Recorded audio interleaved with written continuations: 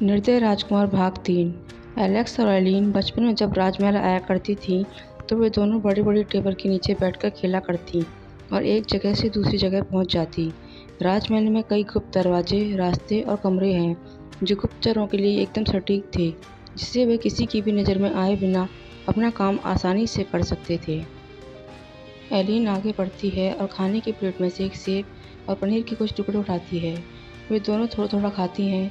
रिया को लगता है कि उन्हें जादुई खाने और साधारण खाने में अंतर नहीं मालूम है। जादुई फल ऊपर से गहरे लाल रंग का और अंदर से सुनहरे रंग का होता है। जब यह पकता है तो पूरे जंगल में इसकी खुशबू फैल जाती है। जहाँ एलेक्स खड़ी थी वहीं एक सफ़ेद बालों वाली लड़की चाकू निकालकर एक आदमी की जेब काटकर उसमें से कुछ निकाल लेती है। और यह सब इतनी जल्दी होता है कि एलेक्स को लगा कि कुछ हुआ ही नहीं, जब तक कि सफ़ेद बालों वाली लड़की ने उसे आँख नहीं मारी। उसके बाद एलेक्स मुस्कुराते हुए एलिन की तरफ देखती है, जो कुछ नाचते हुए कलाकारों को देख रही है। फिर एलिन ने कहा, हम थोड़ा सा नाच सकते हैं। अगर तुम नहीं रुकी तो मैं तुम्हें खींच लूँगी, और अगर मैं नहीं रुकी तो तुम मुझे खींच लेना। उधर सिपाहियों में इस बात को लेकर हलचल मच गई कि कार्यक्रम के दौरान कोई चोरी करने की हिम्मत कैसे कर सकता है। राजकुमार कैटलीन अपने कुछ साथियों के साथ गोल गोल घूम रही थी। तभी एलेक्स सोचती है कि वह जो अक्सर कैटलीन के साथ रहता है, लगता है आज पार्टी में नहीं आया। और तभी एलेक्स उसे देखती है, राजकुमार लूसीफर को, जो महाराज का सबसे छोटा और खराब बेटा है, उसकी तरफ ही चला आ रहा है। उसके 3 बहुत ही मतलबी, आकर्षक और शाही दोस्त डैनियल, अलीशा और जैक उसके पीछे आ रहे हैं। भीड़ उन्हें रास्ता देती है और प्रणाम करती है। हमेशा की तरह उसकी नज़र दुष्ट है और उसने आंखों में सुरमा लगा रखा है। उसने काली अंधेरी रात जैसे बालों पर सुनहरा गोल ताज पहना हुआ है और उसने ऊंचे कॉलर का काला कोट पहना हुआ है। डैनियल ने गहरे लाल रंग के कपड़े पहने हुए हैं। अलीशा के बाल समुद्र जैसे नीले हरे रंग के हैं और उसने सुंदर मोतियों का ताज पहना हुआ है। जैक के बाल लोमड़ी की तरह भूरे रंग के हैं और ऐसा लग रहा है कि वह बोरियत महसूस कर रहा है। एलेक्स ने एलिन की तरफ देखा, जिसकी नज़र उसकी ही नज़र पर थी, और कहा, ये लोग कितने अजीब हैं। एलेक्स ये बात झुठला नहीं सकती कि वे सुंदर हैं, बिल्कुल कहानियों की तरह। एलेक्स अब तक किसी न किसी के प्यार में पड़ गई होती अगर उसने समझा न होता कि किस तरह वे उन्हें चाबुक से मारते हैं, जो उन्हें नाखुश करते हैं। तभी एलिन ने उसके कान में फुसफुसाते हुए कहा, वीरा कहती है कि पिछली पूर्णमासी की रात को जब वह और कैटलीन साथ साथ झील में तैर रही थी तो उसने देखा कि लूसीफर की पूंछ है जो उसके कपड़ों में छुपी रहती है। तो एलेक्स ने कहा, एक पूंछ, और एक अविश्वसनीय हंसी उसके चेहरे पर आई। एलेक्स के लिए यह कल्पना करना भी मुश्किल था कि लूसीफर लोगों के साथ पानी में तैर सकता है, खेल सकता है और उनके साथ हंस सकता है, जबकि लोगों को परेशान करना उसका प्रिय खेल है। लूसीफर और उसके दोस्त अब उनके काफ़ी करीब थे, इसलिए उनके बारे में बात करना सुरक्षित नहीं था। हालांकि एलेक्स को यह बिल्कुल भी पसंद नहीं था, पर फिर भी उसने दांत पीसते हुए अपनी नज़रें नीचे की और झुककर उन्हें प्रणाम किया। बगल में खड़ी एलिन ने भी यही किया। जब सारे वहाँ से गुजर जाते हैं तो डैनियल उसके पास ठहरता है और एक हाथ से उसके बाल पकड़कर कहता है, तुम्हें क्या लगता है, मैंने तुम्हें और तुम्हारी बहन को इस भीड़ में खड़े हुए नहीं देखा है? उसके मुंह से शराब की बदबू आ रही थी। एलेक्स ने अपनी मुट्ठी भींची और उसका ध्यान अपने कपड़ों में छिपे हुए चाकू पर गया, लेकिन वह अब भी उसकी आंखों में नहीं देख रही थी।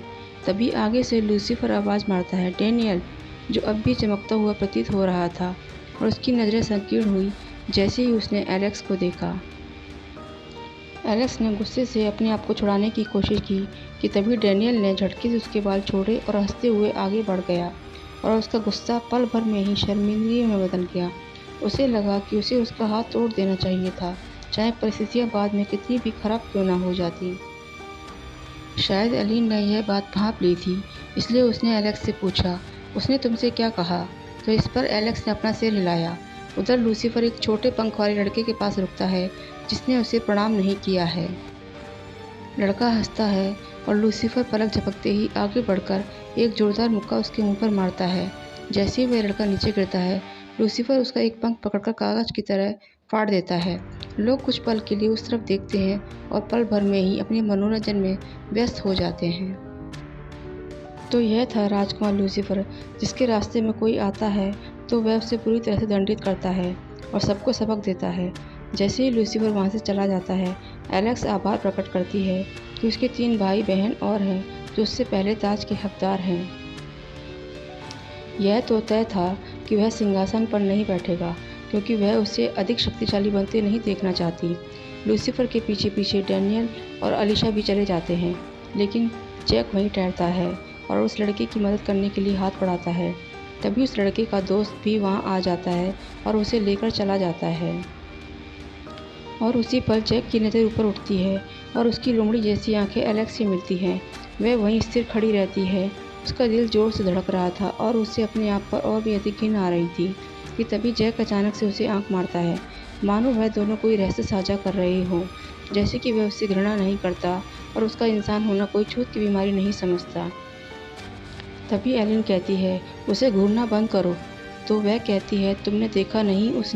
उसने उसे विस्तार से समझाने की कोशिश की, लेकिन वह उसकी बात को काटते हुए उसका एक हाथ पकड़कर सीढ़ियों की तरफ ले गई, जहां उसने उसका हाथ जोर से दबाते हुए कहा, उन्हें कोई और बहाना मत दो जिससे वह तुम्हें और अधिक परेशान कर सके।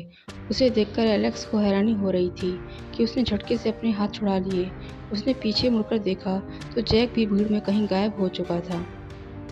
एलेक्स घर पहुंच चुकी थी, पर उसका दिल अब भी जोरों से धड़क रहा था। वह राजमहल कई बार जा चुकी थी। उसने किसी के पंख टूटने या किसी का अपमान होने से भी अधिक बुरी चीज़ें देखी थीं। परी बहुत ही खतरनाक होते हैं। एक बार किसी से दुश्मनी करते हैं तो उसे सदियों तक निभाते हैं, और वे झूठ नहीं बोल सकते, इसलिए पहेलियों में बात करते हैं। एलेक्स खिड़की के आगे खड़े होकर एक निर्भय सैनिक की कल्पना करती है, क्योंकि वह राजमहल के सैनिकों में भर्ती होना चाहती है।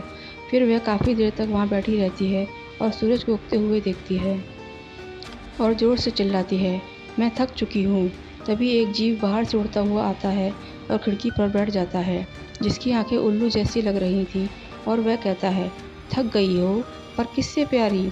वह एक गहरी सांस छोड़ती है और ईमानदारी से जवाब देती है, मैं थक चुकी हूँ शक्तिहीन होने से। वह जीव उसका चेहरा गौर से दिखता है और उड़ जाता है। शाम को वह सोकर उठती है और किसी तरह से अपना मुंह धोती है। परियों के बीच रहकर इस बात पर ध्यान न देना कि परियों के शरीर से कितनी ही तरह की खुशबू आती है असंभव है, लेकिन उसमें से बहुत सारे पसीने और सांस की दुर्गंध आती है, जब तक कि उसने अपने आप को साफ न किया हो। वह अपने स्कूल के लिए तैयार हो रही थी, जो देर दोपहर से शुरू होकर शाम तक चलता है। जब वह नीचे पहुंचती है तो एलिन डाइनिंग टेबल पर नाश्ता कर रही थी। आज वह बिल्कुल नहीं बोलती कि कुछ मज़ा करेंगे। रोज़ उन्हें पढ़ने के लिए स्कूल भेजता है और चाहता है कि वह हर चीज़ सीखे जो शरीफ लोग सीखते हैं, भले ही चाहे उन्हें उनके साथ पढ़ने वाले लोग घृणा की नज़र से देखें। वीरा भी पहले उनके साथ स्कूल जाती थी, लेकिन फिर उसे बोरियत महसूस होने लगी तो उसने जाना बंद कर दिया। एलेक्स और एलिन ने कई मुश्किलों के बावजूद जाना जारी रखा, क्योंकि उन्हें दिखाना था कि वे हर तरह का दबाव झेल सकती हैं। वे दोनों स्कूल जाने के लिए अपनी अपनी टोकरियाँ टांग कर निकल पड़ती हैं। स्कूल राजमहल के बगल में ही था। उसके लिए उन्हें आयरोसा को छोड़ना नहीं पड़ता था, बस एक जंगल और एक झील पार करनी पड़ती थी। आने वाली प्रतियोगिता के लिए सभी बच्चों में प्रतिस्पर्धा चल रही थी, क्योंकि कोई एक सर्वश्रेष्ठ बच्चा ही सैनिक के रूप में चुना जाएगा, जिसे एक तरह की शक्ति मिलेगी और सुरक्षा हासिल होगी। और एलेक्स सोच रही थी कि अगर वह चुनी जाती है तो वह एलिन की भी सुरक्षा कर सकती है। स्कूल में सभी बच्चों को कई तरह के पाठ पढ़ाए जाते थे, जैसे कि तारों और ग्रह नक्षत्र के बारे में, जड़ी बूटियों और औषधियों के बारे में, पक्षियों और जानवरों की भाषा के बारे में, और साथ ही साथ उन्हें जादू करना भी सिखाया जाता था, जिसे एलेक्स और एलिन दूर से खड़े होकर देखती थी। आज उन्हें इतिहास के बारे में पढ़ाया जा रहा था कि किस तरह रानी लिलियन, जो समुद्र की रानी है, उसके बीच और धरती के राजा रानियों के बीच शांति समझौता स्थापित हुआ था। कहा जाता है कि रानी लिलियन बहुत ही सुंदर हैं और अलीशा की माँ हैं, जिस पर अलीशा काफ़ी गर्व महसूस कर रही थी। शाम हुई तो एलेक्स और एलिन ने अपनी अपनी टोकरियाँ खोलकर उसमें से खाने का सामान निकाला। एलेक्स को बहुत तेज़ भूख लग रही थी, तो उसने मक्खन लगी हुई ब्रेड का पहला कौर लेना चाहा कि तभी लूसीफर वहाँ से गुजरता है और ज़ोर से पैर से धूल उड़ाकर उसके खाने पर डाल देता है। यह देखकर सभी परी ज़ोर ज़ोर से हंसने लगते हैं।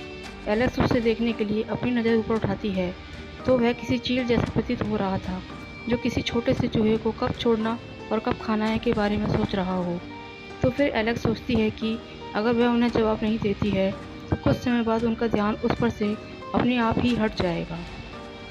इसके बाद लूसीफर एलेक्स से कहता है, यह धूल है और तुम यहीं से आई हो इंसान, और इसी में एक दिन मिल जाओगी, तो जी भर कर यह धूल खाओ।